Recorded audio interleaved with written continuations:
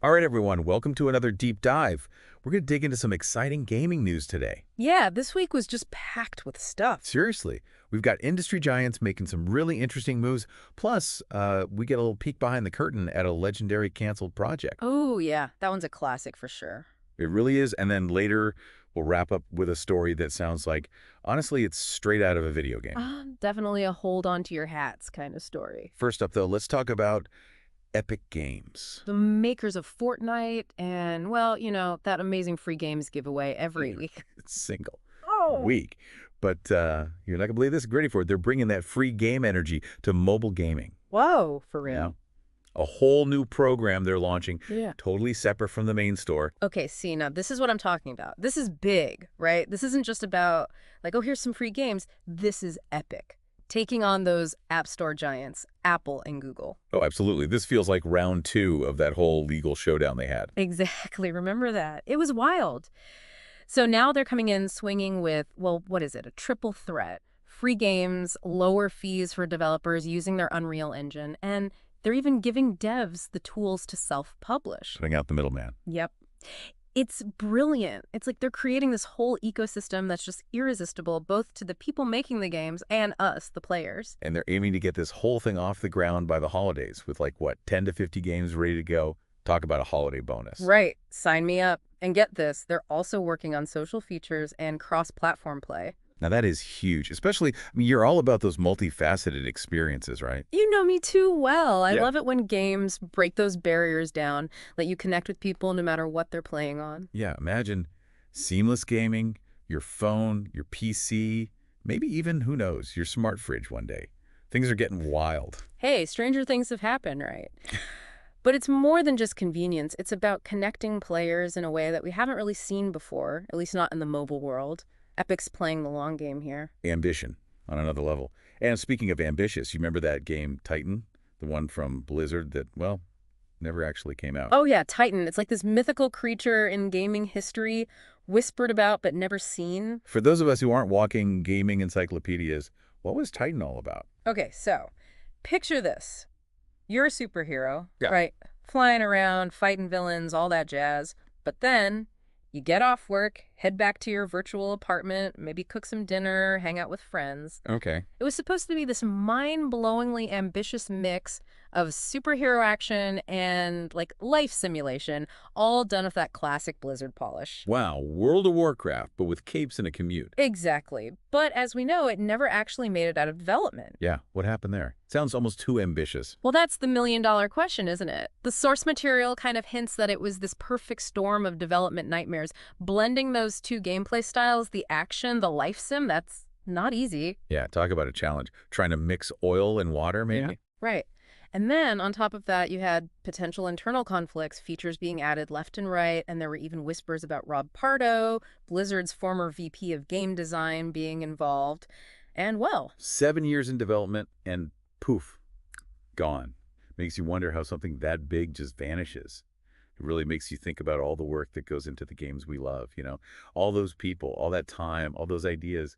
It's kind of mind-boggling. absolutely. And Titan's story, it's like a cautionary tale, right? Yeah. Even the biggest companies with all the resources in the world, sometimes things just don't pan out. Ambition's a double-edged sword, that's for sure. It's like that saying, better to have loved and lost. I know, wait, how's it go? It's better to ship a polished game than spend 7 years on something nobody plays. Right. There it is. Gaming wisdom. Right there. But hey, it's not all doom and gloom with Titan. Remember all those awesome superhero assets they created? You don't mean. Oh, I do. Those assets, they got a second life, a glow-up, you could say, in Overwatch. No way. So it's like, even from a canceled project, something amazing can still come out of it. Exactly. Proof that in the gaming world, there's always a silver lining. I love that. Speaking of unexpected twists, how about that curveball from Xbox's Jay Allard jumping ship over to Amazon? Yeah, that was a big one. Like going from fighting the final boss straight into a high-stakes business meeting. And he joined their devices and services team, right? The same one behind Alexa, Echo, and what's their game streaming thing called again? Luna. Don't forget Luna. Yeah. But yeah, it's interesting, isn't it? When I first heard the news, I totally thought he was going to head straight for their gaming division. Me too. But maybe this is even more interesting.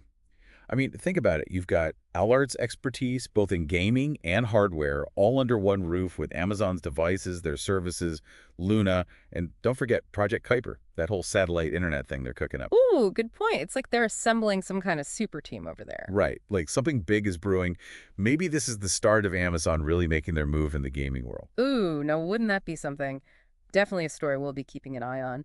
But for now, how about we switch gears, hit him with a rapid fire round of some other gaming news? Oh, I love a good lightning round. Hit me with it. All right, first up, we're taking a trip down memory lane with a brand new Metroid 64 fan game that's in the works. It's got this cool blend of elements from Prime and other M, all done up in that classic N64 style. Oh, wow. The nostalgia is strong with that one. I can already hear the music. Right. It's amazing how a game can just transport you back to your childhood. But that's not all. The sequel to the Super Mario Bros. Movie, they're promising even more Easter eggs, more deep cuts for the fans. Oh, those are going to be good. Get the pause buttons ready, folks. You're going to want to analyze every frame. Oh, for sure. And last but not least, we're heading to feudal Japan, where the devs behind Ghost of Tsushima's sequel, Ghost of Yotei, well, let's just say they got some interesting inspiration for the game. Oh, tell me more. You know I love a good behind-the-scenes story. So the developers were doing some research, right, soaking up the atmosphere in Shiratoko National Park in Japan. And let's just say they had a bit of a close encounter with the local bear population. Wait, seriously? Okay, now I'm both terrified and intrigued. How does a bear encounter translate into a samurai game? Well, they're using that real life experience, that sense of danger and unpredictability, to add an extra layer of, well, let's face it, fear into Ghost of Yoti. Talk about immersive game development. Yeah. I gotta admit, running into a bear while making a game about samurai and ghosts, that's pretty metal.